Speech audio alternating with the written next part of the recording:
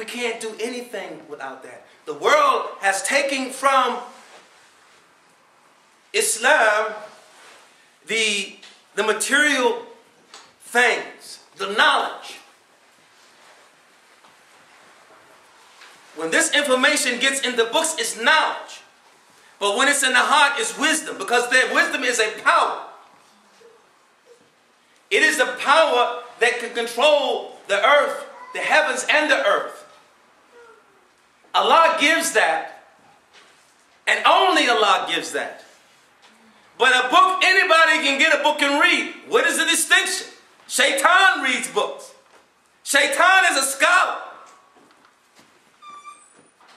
But the acquisition of just knowledge in itself is an illusion of thinking that you may reach to the high life through just knowledge.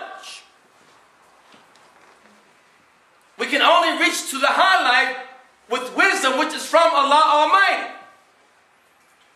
And Allah does not give that wisdom easily. It's a process.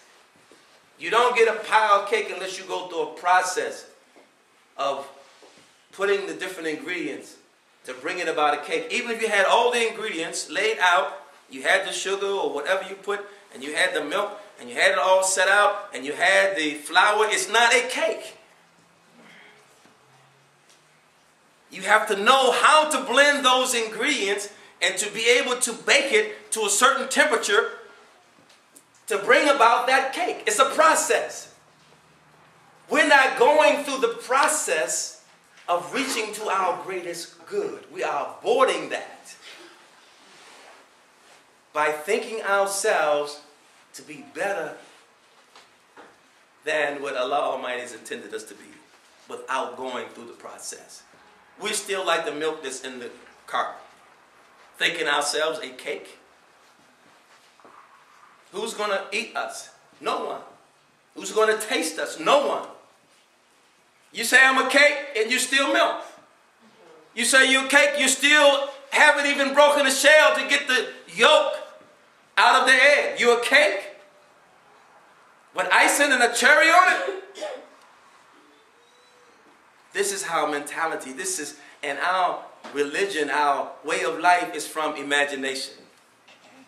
That's imagination. That's not reality. And we're living every day through our imagination. Jews are living their religion through imagination. Christians through imagination. Muslims through imagination. And everyone is using their imagination. The illusion of coming up. The illusion of being righteous people. Religion, the illusion of having spiritual power. That ends up being magic. Superstition. That wasn't magic when Musa parted that sea. That was power. Spiritual power. Jesus bringing somebody back from the dead. That wasn't magic. That was spiritual power. And they're saying we also have that in us. And that's why they came to us to release that in us. Well, we're not allowing that to be released. We're saying, no, I'm not listening to you.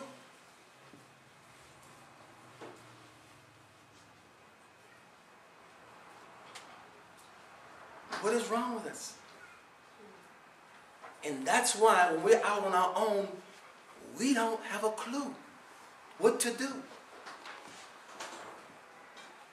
Because our minds are idols. And so Shaitan says, okay, I have something for you to do. Give you some flash. And so he controls us because of our lack of knowing. When you know who you are, no one can say that you're anything else. If you know where you're going, no one can send you somewhere to be lost. We really are a lost people in this world. Most of humanity is lost. 95 to 99% of human beings are lost, thinking themselves that they're on the right way. The right way is the right way. When you're on the right way, you don't have to say you're on the right way. It just is. And people's hearts find satisfaction through you, from you. Our lights become so bright, brighter than the sun. A light so bright you can't see the light. We're the crown of creation. Those whom Allah Almighty has become His houses in their hearts, their lights have to be brighter than the sunlight. They give light to hearts, and you can't see that light. It's so bright.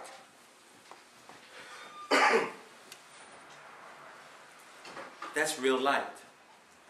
When it's so bright, the physical eyes cannot even see it, but the heart can feel it. The sunlight, we may feel the physical sunlight on our flesh, not in our hearts.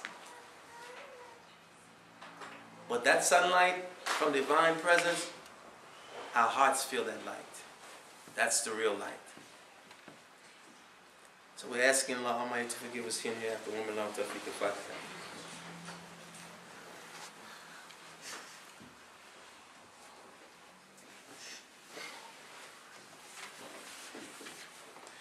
Alhamdulillahi Rabbil Alameen wa salatu wa salamu ala kabil muslimin Muhammad nabiyyi wa ahlihi wa ashabihi ajma'in amma ba'd. Alhamdulillah. Allah Almighty always give clear signs. Allah says when our clear signs are rehearsed to them, the unbelievers say to those who believe, which of the two sides is best in point of position?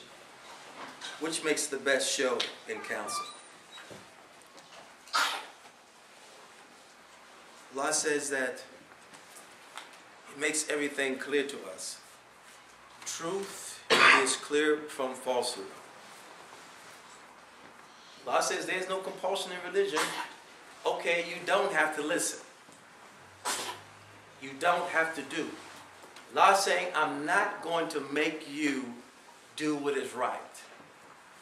Because I gave you free will, Allah Almighty will never take that free will back from us. We get to choose. Allah makes the clarity clear, and He makes the falsehood false. And we get to choose whether we want to do right or do wrong, the clarity or the darkness. We make that decision. So we have no one to blame. We're always blaming someone else for that we have fed ourselves the illusion of lack. No one can say, if you don't believe there's a lack, no one can make you believe that there is a lack. You have to convince yourself that there is a lack. Only you can put yourself in darkness. Only you can accept to follow guidance or reject guidance. And that's why Allah told the Prophet, you can't make them be good. If they will listen to what you're saying and apply it in their lives, they are good. And there's a distinction. It's all just. It's all fair. Allah has allowed everyone to be in a race for all that is good. Allah has set all kinds of situations and circumstances up. And He has given everyone the ability to think if they're going to think. But the people that do the best in life always look for those who have been there, done that, and allow themselves to be trained by those who have done that, been that, and are there, and they are able to excel those who are only relying on their own understanding of something that they did not create, of guiding someplace, somewhere, someone to someplace they've never been. They don't know where it is. To be blind and to lead those that are blind.